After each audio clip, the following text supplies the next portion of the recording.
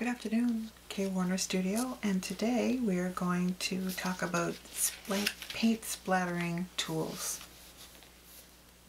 Paint splattering or adding droplets of paint to cards and other artistic endeavors seem to be on the rise again, and I thought that I would talk to you about a few splatter tools.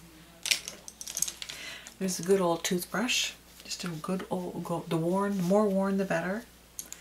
There are stencil brushes. These ones are from Deco Art and they come in a set of 4.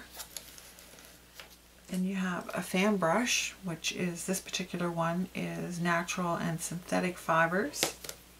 And then we also have this low Cornell splattering tool. This is a great little device. It's a brush on this end. It has a wire across and you just twist it with your hand. It gets things kind of everywhere in a way, but it only takes 1 or 2 little turns and you've got the whole thing down pat. So for this experiment I'm using some gray tone palette paper and a couple droplets of water because we want to have a nice amount. You want it to be a little bit thicker than water when you're using it. And this is the Ganzai Tambi Karataki White. It's number 10 off of the 36-piece palette set. So I'm just going to use this fan brush in here. We're going to pick up some of the paint here and we're going to transfer it onto this gray tone. If you don't have a gray tone palette paper, it might be a good thing to get because it really tells you what value your paint is. And even though this looks pure white in this container, you can see that it's not exactly pure white.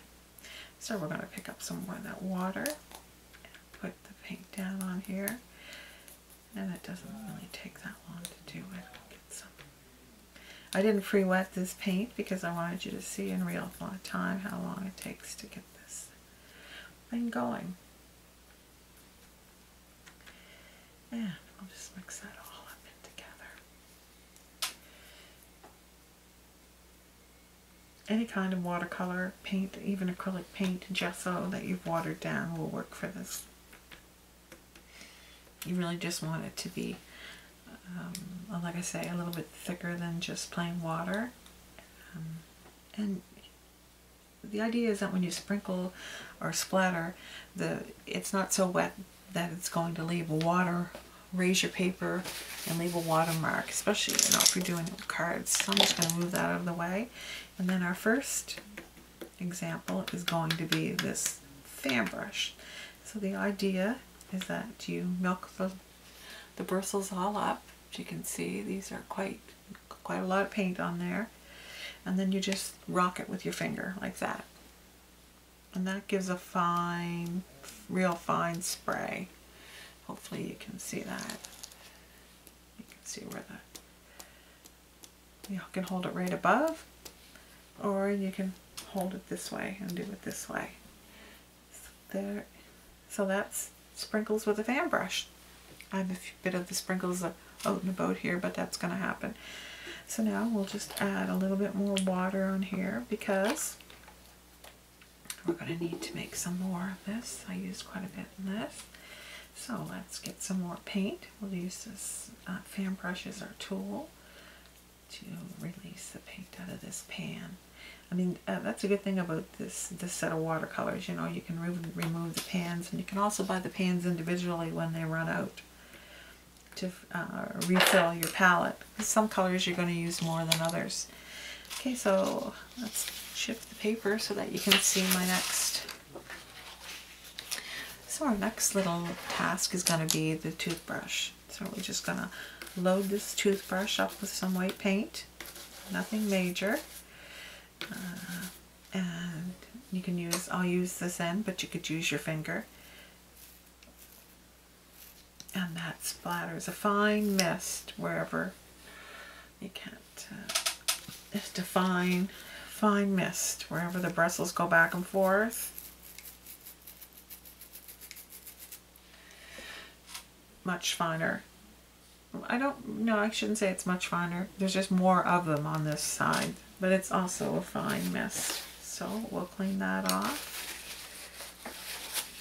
Clean as you go, and then you always have a nice clean work surface.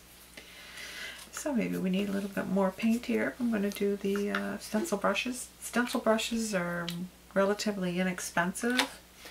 Like I had mentioned, these are from Deco Art, and this one, it comes in a set of 4. I don't even think it's $1.25 for all of those, and they're great to have on hand. They're not, the stencil brushes, by the way, are a natural bristle.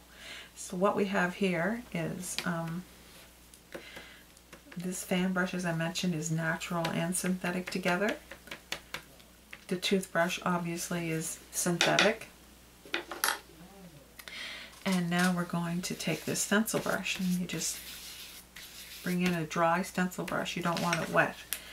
And then here, we'll flip this over and use this side so you can see. And this is simply the same thing. Flick it like this, real fine, fine mist.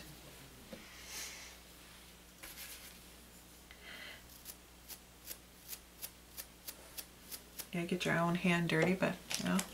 Now we're going to use the next size down. And this too gives it a little bit finer than the big one, but as you can see, there's quite a bit of dots with that one. Didn't take much paint either. And now we're going to flip over the last, and we're going to use this little Cornell instrument. So all that you do is just rub it around till you can see you have some paint on it. It doesn't have to be much. And we'll watch this. And this gives you the finest mist. And then we can go right here.